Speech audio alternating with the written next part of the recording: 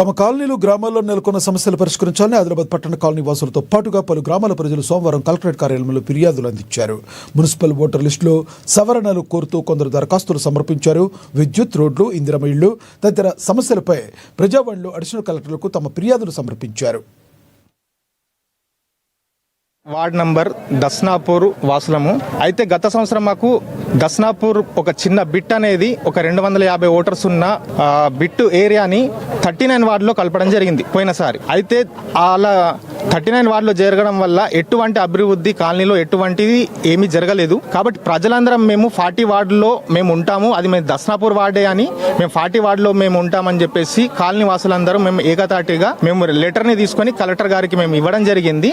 అయితే ఇక్కడ మళ్ళీ ఏమంటే రాజకీయ ప్రభావం కోసము కొందరు రాజకీయ నాయకులు 40 నంబర్లో వచ్చినటువంటి ఈ జాబితాని మళ్ళీ 39లోనే వేసి దాన్ని ఇది చేద్దామని చూస్తున్నారు. కాబట్టి మేమేమంటున్నామని అంటే మేము 40లో మేము వచ్చినాము, ఈ లిస్టుకు ఆల్రెడీ మేము 40 లిస్టులో వచ్చింది, మేము అందరం 40 లిస్టులోనే ఉంటామని చెప్పేసి మేము తెలియజేస్తున్నాం. वार्ड नंबर 44 से हूँ और मेरा नाम यमनी निजामुद्दीन है. हमारे वार्ड में जो अभी वोटर लिस्ट है इसमें बंगारी गोड़ा, संजय रिक्शा कॉलोनी, खुर्शीद नगर ऐसे टोटल 250 प्लस नाम जैसे जंप हुए. और हमारे वोटर लिस्ट में 44 वोटर लिस्ट में फेक वोट भी है. जो स्पिनिंग मिल तागा मिल के है वो वोट जो है दूसरे एरिया में आते 15 नंबर वार्ड में आते, उनको इंक्वायरी करके यहाँ से दूसरी तरफ शिफ्ट किया जाए. और जो है दूसरे फेक वोट भी जो बनाए डबल वोट है वो लोगों की इंक्वायरी करके यहाँ से उनको निकाला जाए और जो है दूसरे एरिया में उनको शिफ्ट करा जाए.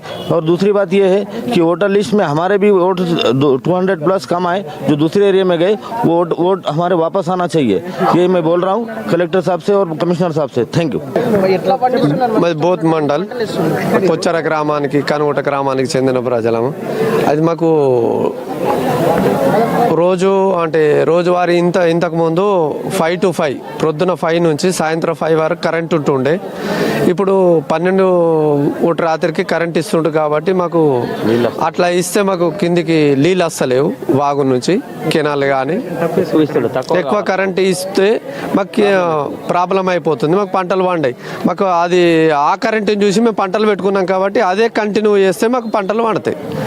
ఇక ఈ కరెంట్ ఇస్తే మాకు పండాయి. మళ్ళా మొదటి తూము ఉన్నది బోత్ ప్రాజెక్టుది, అది సిమెంట్తోని కనుగొట్ట కొందరు ప్రజలు సిమెంట్తోని కలిపి కూడిపేసిండ్రు. దాన్ని కూడా తెరిపియాల. ఈ చెక్ డ్యాములు ఎప్పుడు నింపుతూ ఉండాలి, కాలైన చెక్ డ్యాములు పొచ్చర వరకు నింపుతూ ఉండాలి. మేము అదే దాని గురించి కలెక్టర్ తాటికి వచ్చినాం. గత ప్రభుత్వం పార్కు జాగా దొరకనట్టు ఏదైతే ఎండోమెంట్ రోడ్ వేసిన దాని మీదనే వాళ్ళు చెట్లు కొన్ని నాటడం జరిగింది. ఆ చెట్లు కూడా కొన్ని చనిపోయినాయి, ఏవీ లేవు. దానికి కలెక్టర్కు మా కొత్త సర్పంచ్, ఎండోమెంట్ చైర్మన్ గారు, గ్రామ ప్రజలందరూ దానికి తోవ ఏదైతే నారాయణ స్వామి మెయిన్ రోడ్డు మీద పెట్టిందో అది ఎండోమెంట్ రోడ్డు మీద దాన్ని తొలగించి ఇంకా జాగా మాలేస్తున్నాయి. అక్కడ నారాయణ స్వామి ప్లాట్ల ఒక ఎక్కరు పెట్టుకుంటామని గ్రామ ప్రజలందరూ కోరుకుంటున్నారు.